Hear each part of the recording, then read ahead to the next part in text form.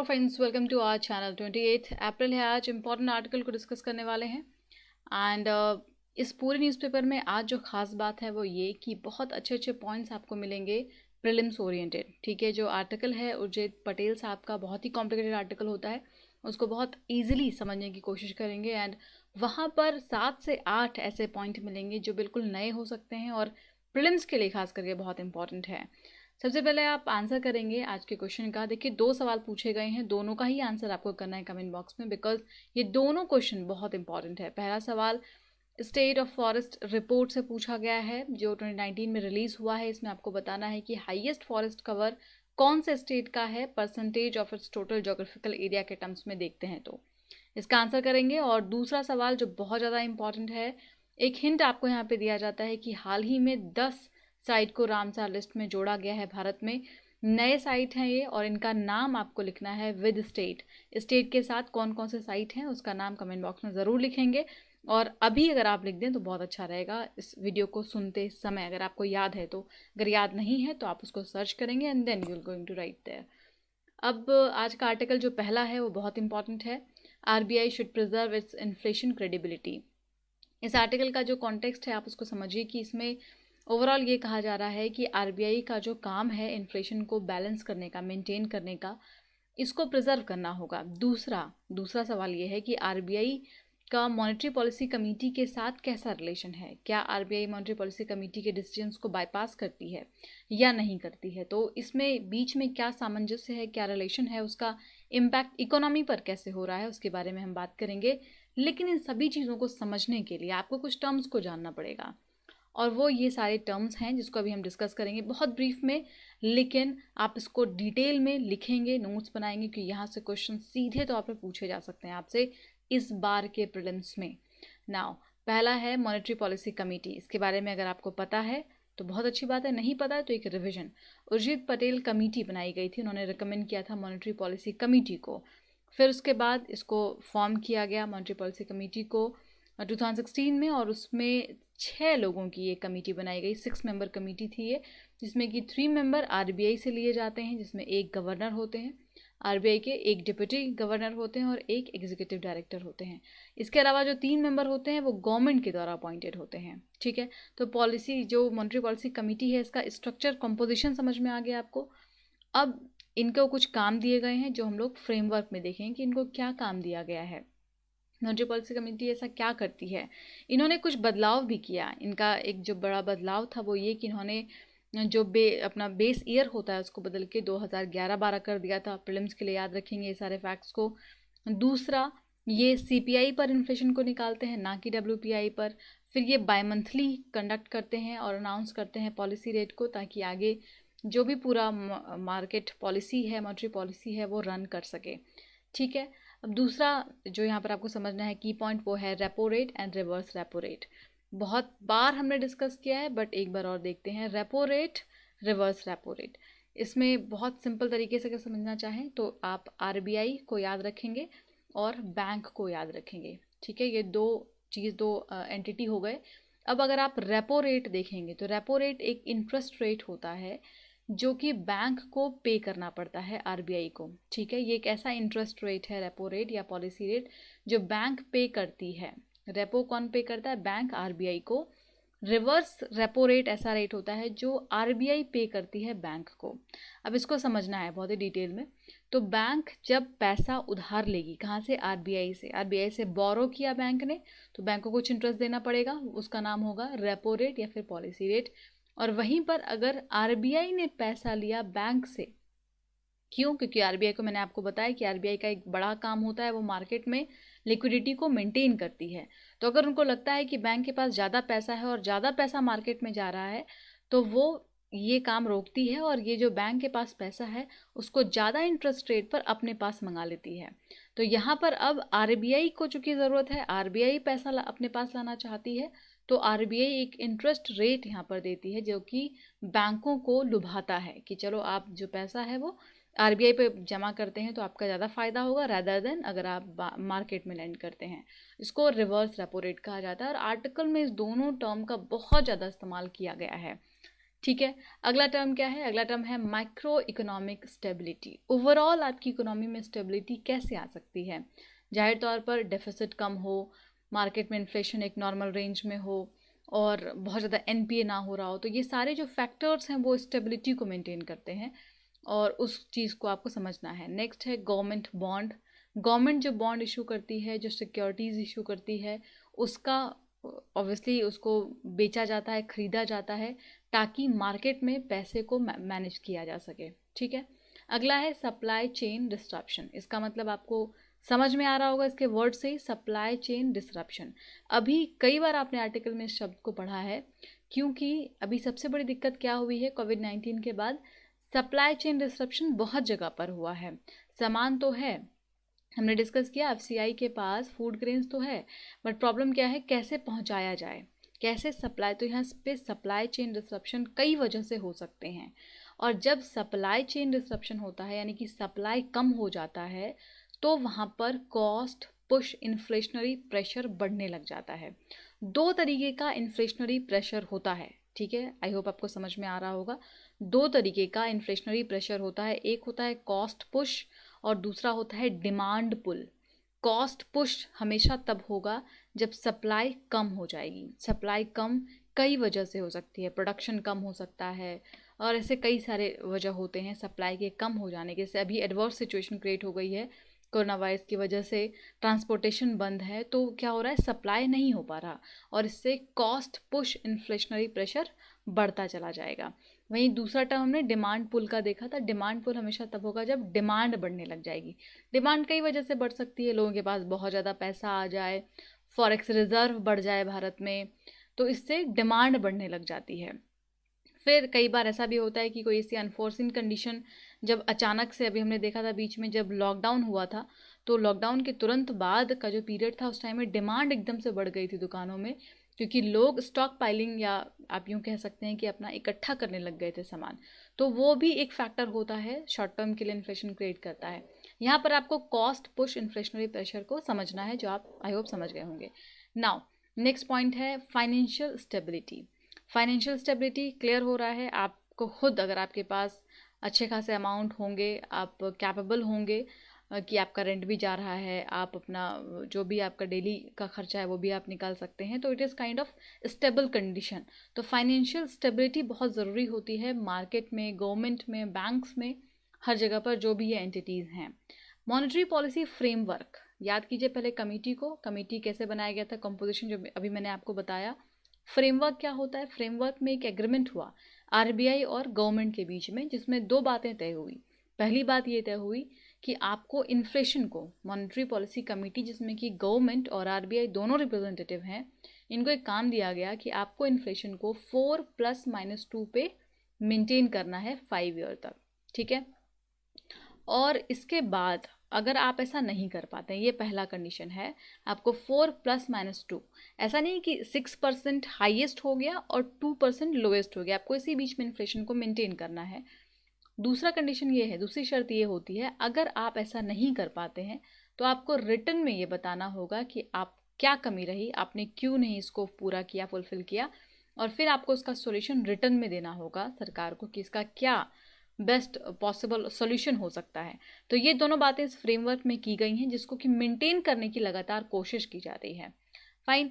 अगला टर्म जो बहुत सारे लोगों को शायद ना पता हो, पंप प्राइमिंग। पंप प्राइमिंग, इसको बहुत ही सिंपल टर्म में समझना है पहले।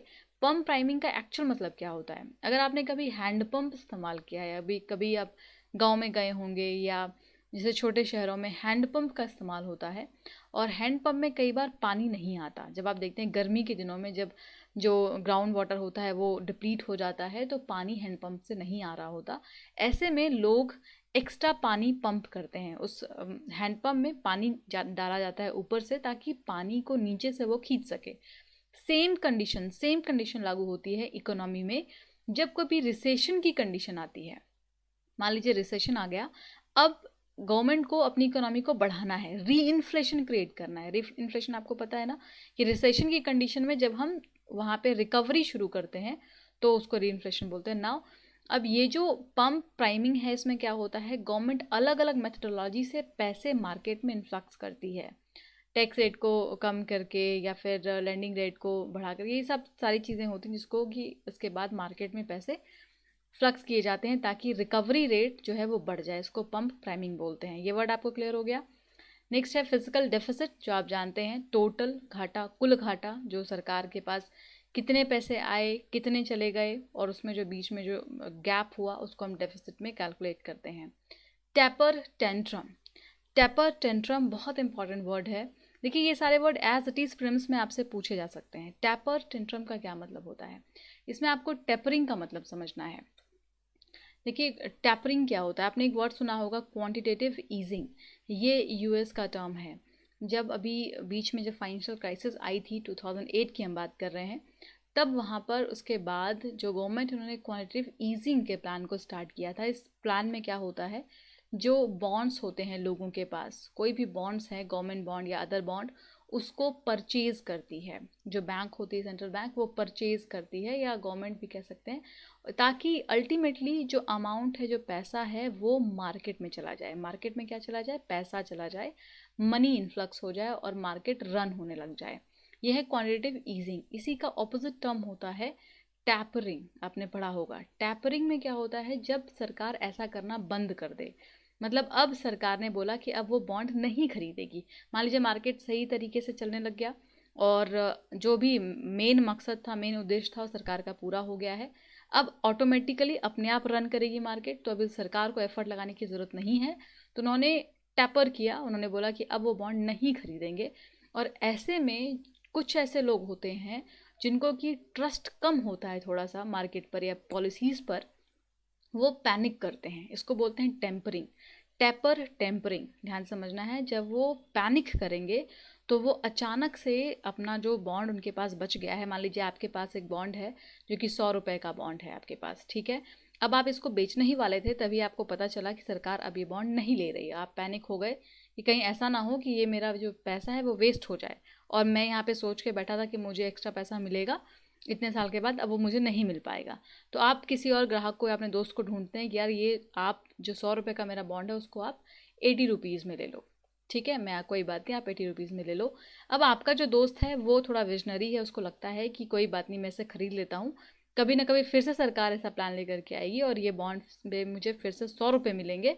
तो यहाँ पे आपके दोस्त को 20 रुपये का फ़ायदा हो जाता है, ठीक है। तो इससे ईल्ड बढ़ने लग जाती है। लेकिन आपने देखा कि क्या हुआ, पैनिक सिचुएशन क्रिएट हो गई। टैपर टेम्पर में क्या हुआ, पैनिक सिचुएशन क्रिएट हो गया और लोग अपना जो बॉन्ड है वो कम दाम पर बेचने लग गए।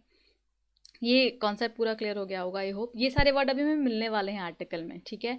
तो ये टर्मिनोलॉजीज मिलेंगे। या देखते हैं अब आर्टिकल में क्या क्या है। अभी तक हम सारा कुछ भूमिका समझ रहे थे कि आर्टिकल को समझने के लिए हमें ये टॉपिक्स, ये पॉइंट्स पता होने चाहिए। इन्होंने बेसिकली ये कहा कि 2007-8 से जब से क्राइसिस आई थी ग्लोबल लेवल पर, तो अदर गवर्नमेंट की तरह भारत सरकार भी स्टिमुलस करना शुरू कर रही थी। स्टिमुलस मतलब बढ़ावा देना। ये फिजिकली भी होता है और मॉनेटरी पॉलिसी के थ्रू भी होता है। मॉनेटरी स्टिमुलस और फिजिकल स्टिमुलस, जब गवर्नमेंट पैसा इन्फ्लेक्ट करे मार्केट में, तो ये काम बाकी अदर गवर्नमेंट की तरह सरकार, भारत सरकार भी कर रही थी। और ये इसके बाद ये जो सिलसिला है वो रुका नहीं, ये चलता ही रहा। और इसका नतीजा ये हुआ कि हम 2013 की बात करते हैं तो यहाँ पर इन्फ्लेशन है या फिजिकल डेफिसिट है, ये सब डबल डिजिट में पहुँचने लग गया था। बैड लोन्स बहुत ज़्यादा बढ़ गए। ये तो होना ही था। जब देखिए ज़्यादा पैसा फ्लक्स कर दिया जाएगा मार्केट में और लगातार आप ये काम करते जाएंगे, तो एक समय ऐसा आएगा जब आप चीज़ें आपके कंट्रोल से बाहर चली जाएंगी। तो 2013 में ये सिस्टम देखा गया कि इन्फ्लेशन डबल डिजिट में पहुंच गया, सरकार का घाटा बढ़ता जा रहा है, बैड लोन्स बढ़ते जा रहे हैं, और इससे अल्टीमेटली वो सिचुएशन क्रिएट हो गई जो पैनिक कर रही थी। टैपर टेंट्रम यहाँ पे यूज़ किया गया उसके लिए, कि वो सिचुएशन क्रिएट हुई और फिर सरकार को ने सोचने पर मजबूर किया कि हम कोई ऐसा फ्रेमवर्क लेकर के आएँ, हम कुछ ऐसा काम करें जिससे कि हम इन्फ्लेशन को कंट्रोल कर पाएँ, ठीक है। अब इसके बाद क्या हुआ, तो जाहिर तौर पर इसके बाद 2013 में ही बातचीत शुरू हुई, कमेटी वगैरह बनाई गई और इनिशियल लेवल पे बहुत सारे स्टेप्स उठाए गए, और अल्टीमेटली मॉनेटरी पॉलिसी कमेटी को बनाया गया जहाँ पर चीज़ें फिक्स की गई कि आप 4+-2 रेट पर रखेंगे इन्फ्लेशन को। बहुत सारी जिम्मेदारियां दी गई मॉनेटरी पॉलिसी कमेटी को।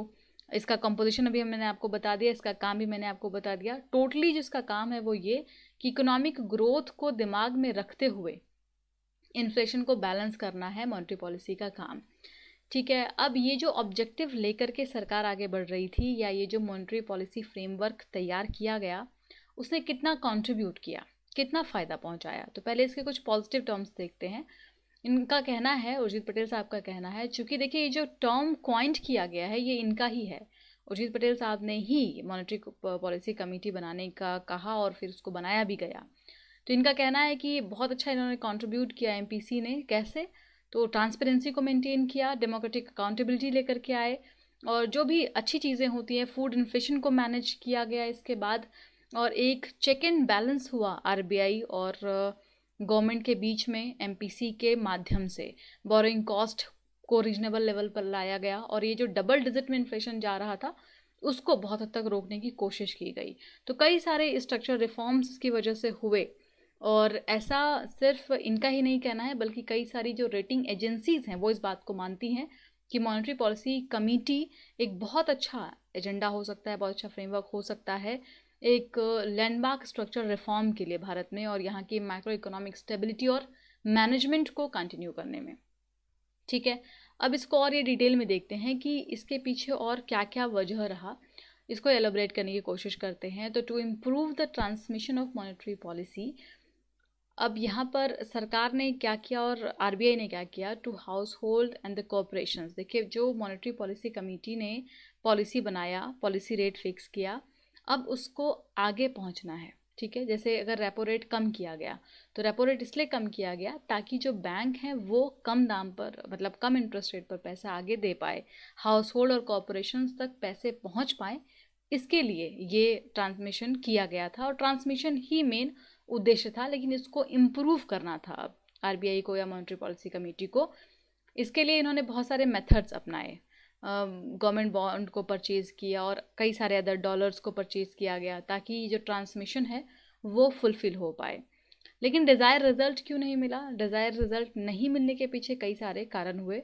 एक तो जो फाइनेंशियल सेक्टर हैं, कई सारे उनका बैलेंस शीट बिगड़ गया। हमने देखा कि एनपीए की वजह से कई सारे ऐसे फाइनेंशियल फर्म्स हैं जिनका काफ़ी नुकसान हुआ, और उसकी वजह से इकोनॉमिक ग्रोथ हम नहीं देख पाए। क्योंकि एक तरफ जहाँ पर ये पॉलिसी रेट को कम कर रहे थे ताकि बैंक पैसा आगे दे, लेकिन दूसरी तरफ एनपीए बढ़ रहा था, तो बैंकों का ट्रस्ट कम हो रहा था, बैंकों के ऊपर जो चेक एंड बैलेंस है वो बहुत ज़्यादा हो रहा था, स्ट्रिक्ट एक्शंस लिए जा रहे थे। तो इसलिए भी जो इनका उद्देश्य था वो पूरा नहीं हो पाया। And RBI has doubled down it's liquidity supply with the same outcome. इनका एक यहाँ पर आरोप है आरबीआई पर ये कि एक तो जो मॉनेटरी पॉलिसी ने फिक्स किया उस चीज़ को ओवरपास किया गया, बाईपास किया गया, और दूसरा कि इनको कोई आउटकम नहीं मिल रहा था तब भी ये कंटिन्यू कर रहे थे अपनी लिक्विडिटी फ्रेमवर्क को, तब भी ये अदर अदर मीन्स का इस्तेमाल कर रहे थे कि मार्केट में लिक्विडिटी जो है वो बनी रहे। ठीक है, नाउ क्या कॉन्ट्राडिक्शन रहा मॉनेटरी पॉलिसी कमेटी और आरबीआई के बीच में, उसको भी यहाँ पर बताते हैं कि कई सारे कॉन्ट्राडिक्शंस देखे गए। सिर्फ रेपो रेट और रिवर्स रेपो रेट की ही अगर हम बात करते हैं, तो रेपो रेट तो कम किया, पॉलिसी रेट कम किया, ये काम किसका है? एमपीसी का है। मॉनेटरी पॉलिसी कमेटी में दोनों लोगों ने मिल करके, गवर्नमेंट ने और आरबीआई ने तय किया कि पॉलिसी रेट को कम करते हैं। लेकिन अब आरबीआई ने कुछ अपने अदर टूल्स इस्तेमाल कर लिए, जैसे कि रिवर्स रेपो रेट को और कम कर दिया। ठीक है, अब रिवर्स रेपो रेट को और कम कर दिया तो जो बैंक है वो पैसा कहाँ आरबीआई के पास जमा कर रहे थे, और फिर वो रिवर्स रेपो रेट में उनको एक्स्ट्रा इंटरेस्ट मिला तो वो वहाँ से ले रहे थे। तो अदर ऐसे टूल्स इस्तेमाल कर रही थी आरबीआई जो कि एक कॉन्ट्राडिक्शन क्रिएट कर रहा है मॉनेटरी पॉलिसी कमेटी और आरबीआई के बीच में। और ये कई ऐसे टूल्स बताते हैं जो कि है आरबीआई के पास, का इस्तेमाल करती है आरबीआई ताकि वो मार्केट में अपनी लिक्विडिटी को बनाए रखे, और उसको इन्फ्लेशन को ज़्यादा वो अभी तवज्जो नहीं दे रही है जो कि देना चाहिए। तो इन शॉर्ट ये आरबीआई के बारे में थोड़ा सा यहाँ पर क्रिटिसिज्म कर रहे हैं कि इनकी जो पॉलिसीज़ रहे हैं या इनका जो लिक्विडिटी मैनेजमेंट रहा है वो समहाउ मॉनेटरी पॉलिसी कमेटी के रिकमेंडेशंस को बाईपास करके रहा है, जो कि गलत है। आरबीआई एक्ट में बहुत सारी चीज़ों को वायलेट किया गया, और उसका ये इम्पैक्ट आज देखने को मिल रहा है लोगों को।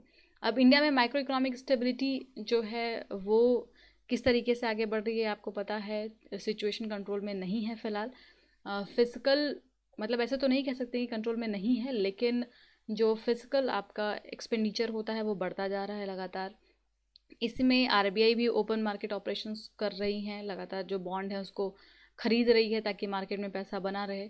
On the other hand Covid की वजह से लॉकडाउन हो गया है तो सप्लाई चेन डिसरप्शन हो गया, ठीक है, वहाँ पर इन्फ्लेशन बढ़ना शुरू हो गया, कॉस्ट पुश इन्फ्लेशनरी प्रेशर बढ़ना शुरू हो गया।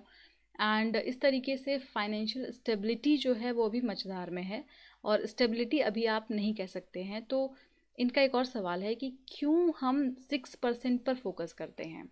ये आरबीआई को टारगेट करके बोल रहे हैं कि अगर हमें इन्फ्लेशन को मेंटेन करना है 4 ± 2% में, तो हम 6% पर ही क्यों कॉन्सेंट्रेट करते हैं, हम 4% पर कॉन्सेंट्रेट क्यों नहीं करते। मतलब आरबीआई ऐसे टूल्स क्यों अपना रही है जहाँ पर आज भी वो इन्फ्लेशन को डबल डिजिट में लेकर के चली जा रही है, जबकि उनका जो लिमिट होना चाहिए वो 4% पर होना चाहिए। तो ये क्यों हो रहा है, ये इसलिए हो रहा है बिकॉज काफ़ी ज़्यादा कॉन्ट्राडिक्शन है आरबीआई की अपनी पॉलिसी और मॉनेटरी पॉलिसी कमेटी के रिकमेंडेशंस और उनके स्टेप्स में। वे फॉरवर्ड में यही कहा गया है कि एक जो इतना अच्छा बनाया गया है फ्रेमवर्क, इतनी अच्छी कमेटी या इतना अच्छा प्लेटफॉर्म बनाया गया है, उसका इस्तेमाल होना चाहिए, आरबीआई को उसको बाईपास नहीं करना चाहिए, और जिस उद्देश्य से इसको बनाया गया है उसको मेंटेन करेंगे तभी जा कर के जो पूरी सिचुएशन है, फाइनेंशियल स्टेबिलिटी है, वो उसको हम ला पाएंगे। अगला आर्टिकल है शशि थरूर साहब का, और काफ़ी इंपॉर्टेंट है ये भी। ऑयल प्राइस काफ़ी नीचे चला गया है, हमने आर्टिकल में डिस्कस किया था। कॉन्टेक्स्ट ये है कि इनका कहना है ये एक अपॉर्चुनिटी है, इस अपॉर्चुनिटी का फ़ायदा उठाना चाहिए। और इस अपॉर्चुनिटी का फ़ायदा हम कैसे उठा सकते हैं, स्टॉक पाइल करके। इनका मानना है कि ऑयल रिजर्व करना चाहिए और फटाफट जितने भी तरीके हैं भारत सरकार के पास, तरीकों को यूज़ करके ऑयल रिज़र्व जल्दी से करना चाहिए। ये एक बहुत बड़ी अपॉर्चुनिटी हो सकती है। अभी आपको पता है कि West Texas intermediate sweet crude oil का दाम बहुत नीचे चला गया है। देखिए, पूरे ग्लोबल लेवल पर जिनको ये टर्म समझ में नहीं आता उनको बता दें, WTI और ब्रेंट क्रूड ऑयल ये क्या होता है। दो तरीके से क्रूड ऑयल का यहाँ पे यूज़ होता है, या यूँ कह सकते हैं कि प्रोडक्शन होता है। एक जो लैंड लॉक्ड एरिया में होता है और एक जो सी साइड में होता है, ठीक है, ओशंस में होता है। तो ये जो वेस्ट टेक्सास इंटरमीडिएट है ये लैंडलॉक्ड रीजन से प्रोड्यूस किया जाता है और काफ़ी अच्छा और रिफाइंड माना जाता है इस ऑयल को। तो ओवरऑल जो वर्ल्ड है, अगर हम आप ओपेक की बात करते हैं, जो ऑयल प्रोड्यूसिंग नेशंस हैं उनकी बात करते हैं, तो वो ब्रेंट क्रूड ऑयल को एज अ बेंचमार्क यूज़ करते हैं प्राइस के टर्म्स में, ठीक है। अब यहाँ पर बताया गया कि जो WTI है इसका प्राइस बहुत नीचे चला गया, ठीक है, और वहीं दूसरी तरफ जो ब्रेंट क्रूड ऑयल है उसका भी जो प्राइस है वो भी $25 पर बैरल पर पहुँच गया। और ये 18 ईयर्स में पहली बार ऐसा हो रहा है जब क्रूड ऑयल का दाम इतना नीचे चला गया है, ठीक है। अब ऐसे में क्या सिग्नल मिलता है, सिग्नल ये मिलता है कि ग्लोबल लेवल पर ऑयल जो है वो उसका भरमार है, प्रोडक्शन बहुत ज़्यादा है, इस वजह से दाम नीचे चला गया है। हालांकि इसके और भी कई कारण हैं जो आप जानते हैं। एक उसमें से है कोविड-19 की क्राइसिस की वजह से लॉकडाउन है, और अब इस लॉकडाउन के बाद सिचुएशन क्या होगी वो बाद में ही पता चलेगा। जो इकोनॉमी है वो वी शेप में होगी, यू शेप में होगी या एल शेप में होगी। आई होप आपको इसका टर्म का मतलब समझ में आता होगा। आपको थोड़ा सा बताती हूँ कि वी शेप मतलब जब इकोनॉमी इस तरीके से नीचे जा रही हो लेकिन फिर वो ऐसे उठ जाए। मान लीजिए अभी सिचुएशन है, सब कुछ बहुत नीचे चला गया है, क्राइसिस में है हम, लेकिन जैसी चीज़ें खुलती हैं, लॉकडाउन ख़त्म होता है, हम रिवाइव करना शुरू करें और फिर से अपने पीक पर पहुंच जाएं। उसके बाद कुछ होता है यू, जिसमें कि आप नीचे जाते हैं, फिर कुछ समय तक आप वहीं उसी कंडीशन में होते हैं, लेकिन फिर आप रिवाइव करना शुरू करते हैं।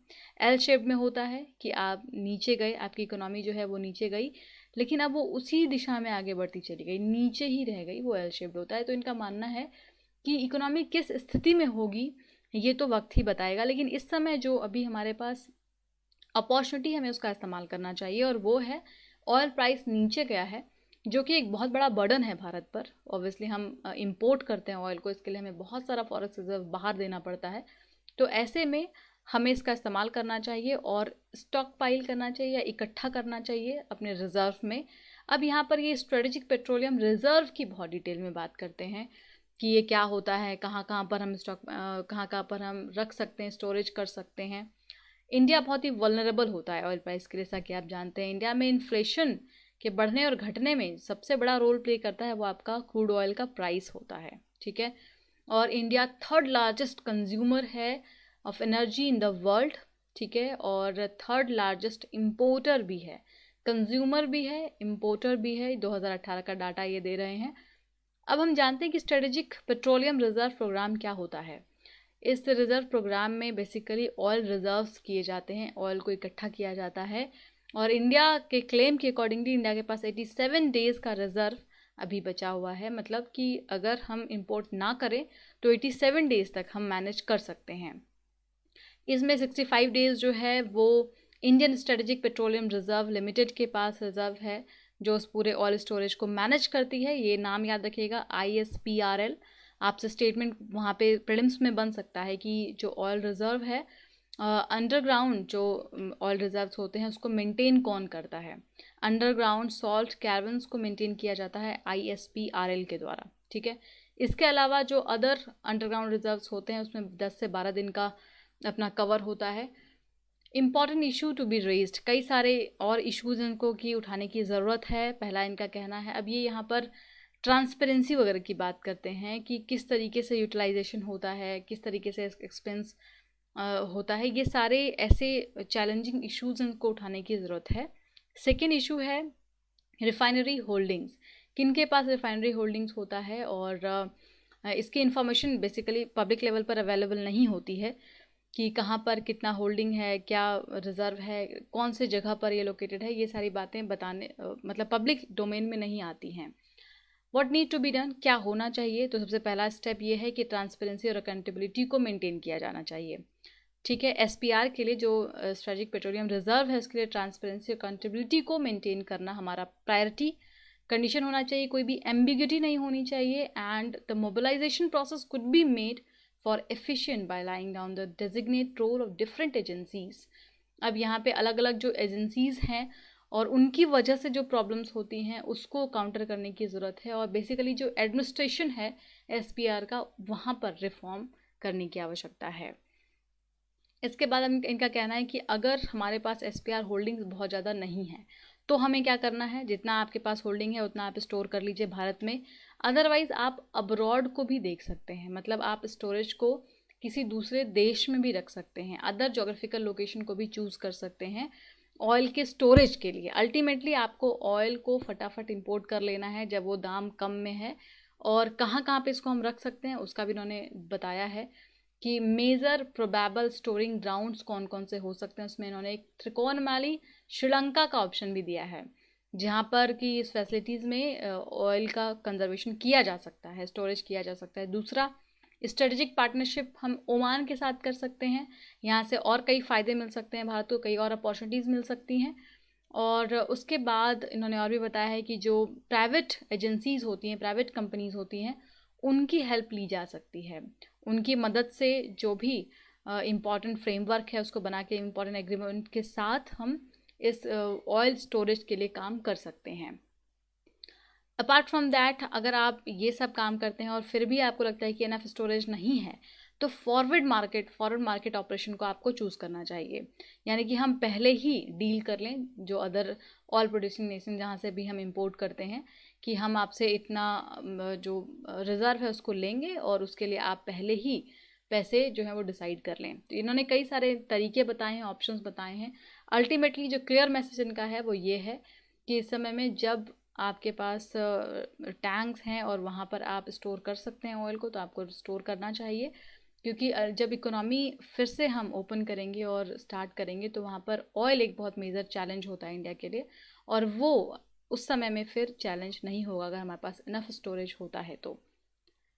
अगला आर्टिकल देखेंगे, या जुडिशियस बैलेंस। पायल चावला जी ने इस आर्टिकल को लिखा है, बहुत ही अच्छे से उन्होंने डिस्क्राइब करने की कोशिश की है कि इन्होंने बताया किस तरीके से जुडिशरी ने अभी इस्तेमाल किया है अदर टूल्स का काम करने के लिए, वैसे ही हम अदर सेक्टर को भी प्रोत्साहित कर सकते हैं, क्योंकि ये एक ऐसा समय है जब वायरस डिसअपियर भी नहीं हो रहा है, काफ़ी ज़्यादा क्राइसिस है और कोई वैक्सीन डेवलप नहीं हुआ अभी तक।